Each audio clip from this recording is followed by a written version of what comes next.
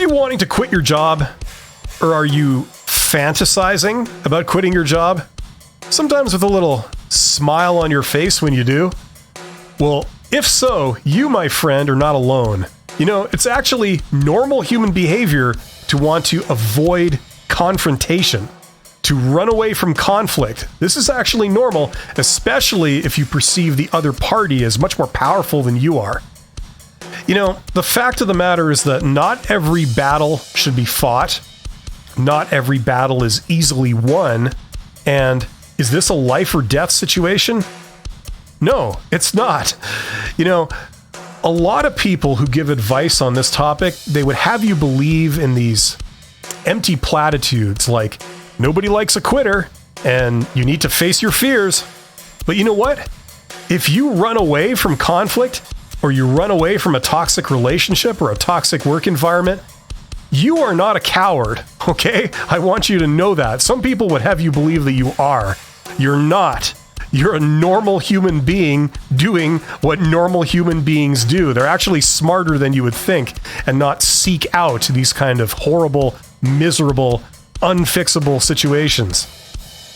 It actually leads to a pretty interesting dilemma because some people, in an effort to try and fix things, they'll have a confrontation with their employer where they address the issues. And to make it carry more weight, they indicate that they're even willing to quit over this issue.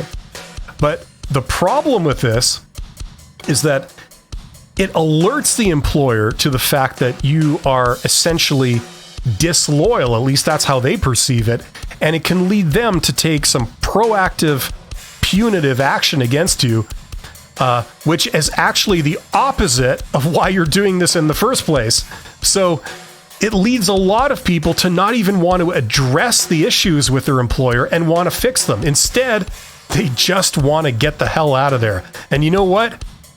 They're not bad for doing so. It's a perfectly understandable situation. I'm going to leave you with a couple of facts here about this. First of all, life is short, okay? None of us are getting any younger, and staying for years and years in an absolutely miserable situation is not good for you. It's actually serving your employer's interests, but it's not serving yours. You don't want to take years off your life expectancy staying in that situation, okay? Everybody is going to have their own unique solution to their own unique problems, and that's fine. But a lot of people also, they can't imagine life beyond their current employer. It leads to this illusion where it feels like your current employer is a lot more important than it actually is. That's a very real thing. And some people have a problem breaking out of that situation, breaking out of these toxic relationships. Look, I don't know if I want to give specific advice on this, but what I could say is that what you can do that might at least feel good is take a lot of that misery and a lot of that frustration and channel it into making a plan to leave. Okay? If you're gonna quit, you got to be smart about it. So instead of impulsively quitting without having a plan, take a lot of that energy and instead of trying to get revenge, put it into making a solid plan. Not just thinking about it, but actually going out, doing things, getting information, making opportunities happen, okay? It can feel very constructive when you do that. Even if eventually you change your mind and you decide to stay because things have gotten better, at least during that time when things were bad, it can help you feel a little better, you know? And just to share something a bit more personal, I have found throughout my career that it's a tough question, especially for young people, people in their 20s.